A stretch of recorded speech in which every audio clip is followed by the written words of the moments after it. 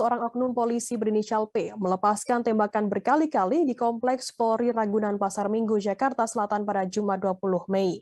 Sebanyak 8 tembakan menghebohkan warga sekitar. Seorang warga berinisial X mengatakan dari rumahnya terdengar suara tembakan 1 kali. Kemudian 2 jam setelahnya terdengar lagi 3 kali tembakan. X mengatakan dalam rentetan tembakan tersebut terdengar pula suara benda yang pecah. Kemudian tak berselang lama suara tembakan kedua hingga keempat terdengar. X menduga penembak saat itu melepaskan tembakannya ke arah botol kaca. Ia dan warga sekitar rumahnya merasa ketakutan dengan suara letusan tembakan berkali-kali tersebut. Kemudian warga melaporkan peristiwa itu ke kantor polisi.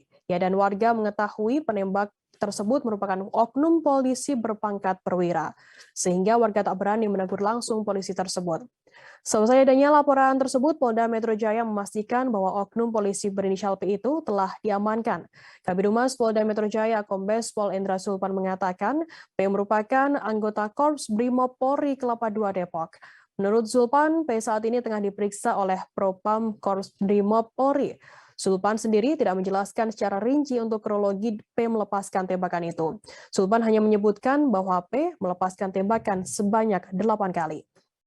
Akan kami tampilkan Tribuners wawancara dari Kombes Pol Endra Sulpan, Kabid Humas Polda Metro Jaya. Berikut liputannya untuk Anda. Saat ini sedang ditangani oleh Korbrimob Polri, ya. Korbrimob Polri yang menanganinya, ya.